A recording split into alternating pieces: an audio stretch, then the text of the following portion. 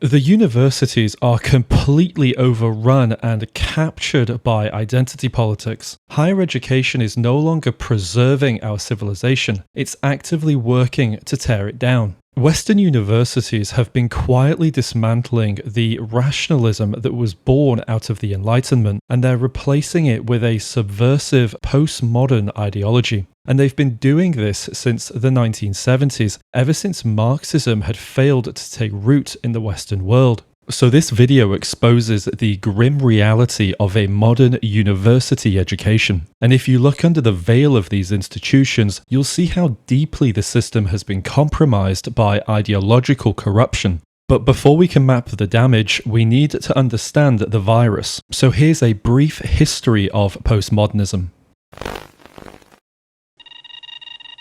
Postmodernism claims that objective truth is never accessible to us in a pure or final form, and that perceptible reality is shaped and distorted before it can even reach our conscious understanding. What we perceive as reality is actually a representation of our culture, language, and the institutions that maintain our society. The French intellectual Michel Foucault took this idea a step further by saying that truth isn't just shaped by institutions, it's actively manufactured by them. Hospitals, prisons, governments, and the education system all form an interlacing web that manufactures truth in order to maintain the societal status quo through what Foucault called a regime of truth. When these ideas were brought into Western academia, activists took these philosophies and said, well, if all this is a manufactured construct of institutional power, then the categories enforced by those institutions must also be manufactured and not discovered in nature. Categories like race, gender, family, scientific objectivity, and sexuality. Further, if truth is manufactured by institutions, then whoever controls those institutions must also control truth. And since capitalism is the dominant economic power shaping modern society, then dismantling those institutions would also require dismantling capitalism itself. This is why Marxism is so popular within academia. To the postmodernist, we don't live in base reality. We exist in a simulation. A hyper-reality manufactured by tyrannical institutions that use capitalism as a weapon to maintain their power and control over this world, blinding us from the true nature of reality. So academics took the method of deconstruction, a tool created by the French philosopher Jacques Derrida, and started pointing it like a gun at institutions, one by one. Derek Bell pointed deconstruction at the American legal system and created critical race theory, arguing that the law was never universally neutral and that it only appeared colorblind and objective, but underneath, its history and its doctrines worked to preserve racial hierarchies and white institutional power. Judith Butler pointed deconstruction at gender, arguing it's not something you inherently are, but instead a social performance maintained through cultural repetition. And in her book, Bodies That Matter, she argued that even biological sex is a social construct maintained by institutional power. And then Kimberly Crenshaw pointed deconstruction at oppression itself and unified a lot of these fragmented ideas into what she called intersectionality. Critical race theory focused mainly on black men, and feminist theory focused on white women, and neither could account for black women who suffered from both gender and racial discrimination at the same time. And later, intersectionality would morph and twist into something that doesn't just capture race and gender, but captures every subjective micro-oppression that might befall someone, even those that are self-diagnosed and not entirely signed off by a medical professional, creating an imperceptible and infinite number of ways somebody can be oppressed. Consequently, postmodern thinkers and activists now have to try to manage and organize their movements within the maelstrom of oppression that they've created. Point of personal privilege. Yes. Please do not use gendered language to address everyone. To the postmodernist, the root of institutional power, the arbiters of truth, and the tyranny against reality itself is made up entirely of white men. To the postmodernist, I am not an individual white male. I am a representation of every white male that came before me, and I carry the economic and racial privilege that my ancestors gained through oppressing the weak. And because of that privilege, I should be held accountable at every step of my existence, because I am burdened with the original sin of colonialism, and no amount of technological or economic achievement can ever undermine the original sin of being white, which of course is the new foundational root of Western society.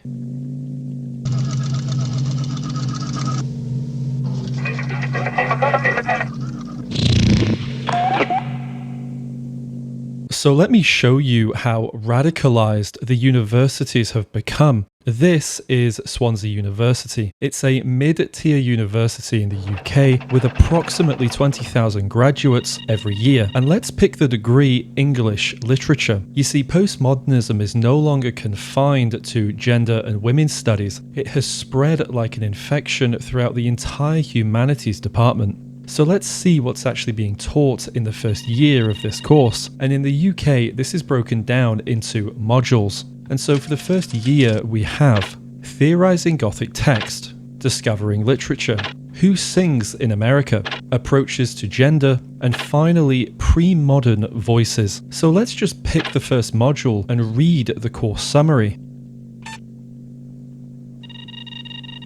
This course explores a selection of iconic 19th century and later Gothic novels to investigate the ways that literature invites different reading according to the assumptions we bring to text and the questions we ask of them. Through different conceptual lenses, including Marxism, psychoanalysis, disability studies, post-colonialism, and gender theory, we discover how notions of otherness and monstrosity are ideologically constructed, mediated, and contested by innovative intertextual revision and critical reinterpretations. This course introduces you to working with a range of theoretical frameworks and critical concepts to analyze how literary meaning is produced and transformed. Additionally, we consider how Gothic tropes of difference and othering reflect both socio-cultural anxieties at the time of the text's production and such tropes' implications for present-day concerns with inclusivity and social justice. So here we are in an English literature module which is supposedly about Gothic novels like Frankenstein. But instead of monsters and the hubris of man, we're talking about Marxism and post-colonialism, gender theory, social justice, and inclusivity. How did that happen? Cast your eyes on the language that's being used. To investigate the ways that literature invites different readings according to the assumptions we bring to text. This effectively means that whatever the novel might have meant on its own terms becomes secondary, even irrelevant to what it can be made to say about your own socio-political grievances. The meaning isn't dictated by the author anymore. It's dictated by contemporary forces that oppress the reader. Your race, gender, your economic status, these are all forces that influence the assumptions that you bring to literature. And these forces manifest in specific ways according to the dogmas of Western imperialism. When you read a book, you're not reading words on a page. You're seeing warped manifestations of your own presuppositions and afflictions that are products of a narrowly defined interpretation of the human experience, created by Western hegemony. And to see the real, unafflicted world, you need to deconstruct this hegemony, and not just deconstruct it today, but go back through history and deconstruct that too, so that even its ashes aren't traceable, because any link back to Western imperialism is a way back to the Matrix.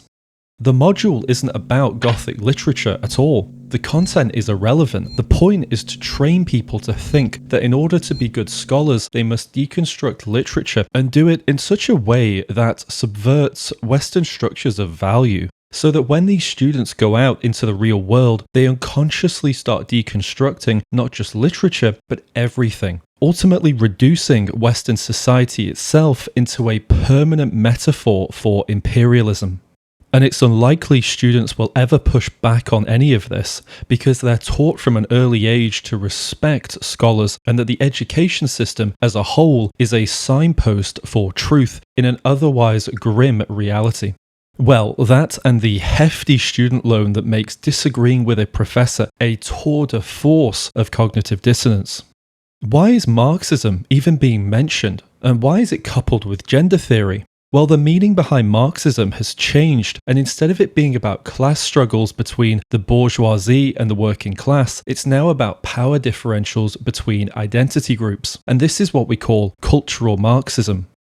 So capitalism is seen as a vector for imperialism, while Marxism is viewed as a tool that will deconstruct that imperialism and replace it with a modern and progressive liberal world. And this is creating a massive disconnect. Because when people talk to these conditioned slimes about why they're Marxists, they can't give an intelligible answer because both people are talking about completely different concepts. One is talking about an economic framework and the other is talking about imperialism and the patriarchy. And look at the syllabus in this module. A Marxist approach to Gothic revolutionary politics, monstrous difference, racial politics and reverse colonialism, sexual transgression, deviance and gender theory, and finally, madness as gendered othering.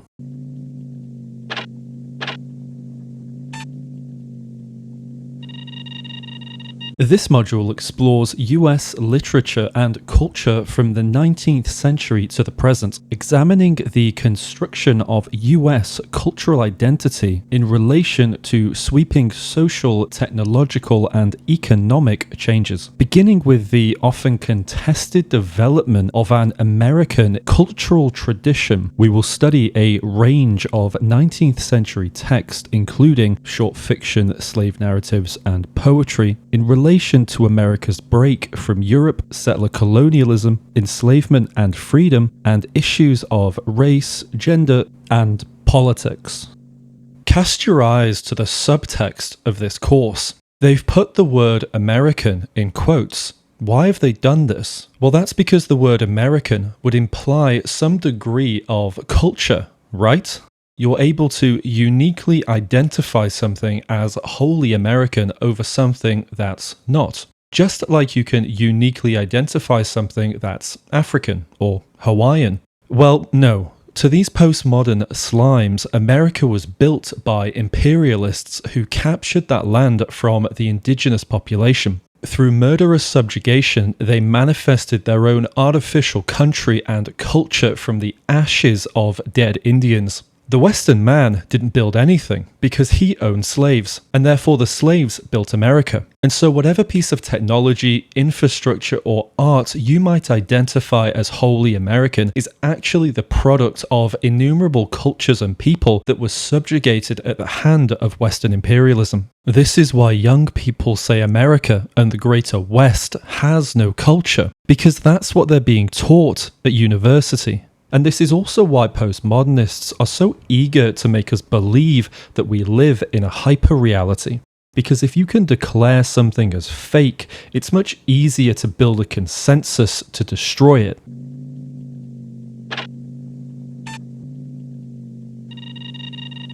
From the earliest myths of creation to the modern literary canon, masculinity has long been entwined with the act of authorship. Think of the biblical story of Genesis. Adam is made first, Eve fashioned from his rib, a story that has echoed through centuries of cultural narratives, shaping perceptions of creativity and authority. But literature is also a space of resistance, where writers challenge the structures that have defined who gets to speak and be heard. This module dives into the voices that disrupt, reshape, and reclaim literary authorship. We'll explore how both male and female writers have resisted the masculinization of literary traditions and carved out a space for female, queer, and alternative masculinities within their work. we will study a series of texts written across centuries, each offering a unique perspective on gender, power, and writing.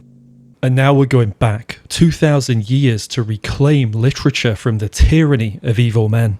And we're subverting Western religious canon as just another tool and metaphor for Western imperialism. We're subverting masculinity and again talking about gender and power. This course makes no attempt to shroud its true intentions, and it's really starting to look like something else, isn't it? Something corrupt and something twisted.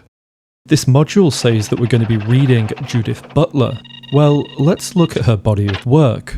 Gender, Trouble, Feminism, and the Subversion of Identity. Who's Afraid of Gender? Bodies That Matter on the Discursive Limits of Sex. And finally, Undoing Gender. Where's Moby Dick, Crime and Punishment, Dune, Lord of the Rings, or the Iliad? Well, they might read these, but you can bet that they'll be translated through power, gender, race, and colonialism. And just briefly, the last two modules, Discovering Literature and Pre-Modern Voices, I was still able to find references to postmodern ideology, which means that every single mandatory module in the first year of this course has been entirely captured by postmodern ideology. I mean, imagine taking out thousands of pounds in student loans only to open up the mandatory course syllabus and find out that you're actually paying for expensive corporate diversity training. I mean, let's make no mistake here. This is a course meant to radicalize students against their own history and undermine core Western values. It is a women's studies course wrapped in the dead husk of English literature. And look, this isn't just one university or one course, it's everywhere, it's pervasive, and it's the entire Western world of higher education that's been captured. I'm Associate Professor of English here at Idaho State University. I'm just going to take a minute to introduce you to the courses that I'm teaching in fall 2021. First, I'm teaching English 3328, Gender in Literature. Departing from the notion that studying gender in literature is synonymous with studying women in literature, this course will look at the ways female and male genders are constructed and queered in American Lit. In this context, queer is a verb. To queer gender is to look at the foundations of gendered roles and identities and question them to see how they are always already unstable, and will explore and reconsider the limits, biases, and boundaries of gendered identities. When students leave the education system, they invariably enter the modern workforce, and they become the next generation of people that perpetuates the education that they have received. When they go into politics, they carry their learned ideological axioms with them. When these students write films, books, or make video games, their learned ideology is manifested in the stories that are told. Anita Sarkeesian is a product of a university education mired in postmodernism, and look how far her influence reached within video games. Every day, young professionals reshape corporate, political, and cultural landscapes in the image of their university education. And most don't do this out of conviction to social justice. They do it because it's how they've been conditioned to see the world. We need to gut the universities out completely and remove postmodernism from the core curriculum. And we need to fire the demagogues. And we need to start teaching students to respect and be thankful that they were born in a Western country. And if we don't, then they're just going to keep pumping out professionals who want to subvert your history and your identity. Policies, movies, games, immigration, none of it's going to change unless we go to the source and change the core ideology these people are being injected with. Because whether these students know it or not, they're being used as weapons of cultural and societal mass deconstruction.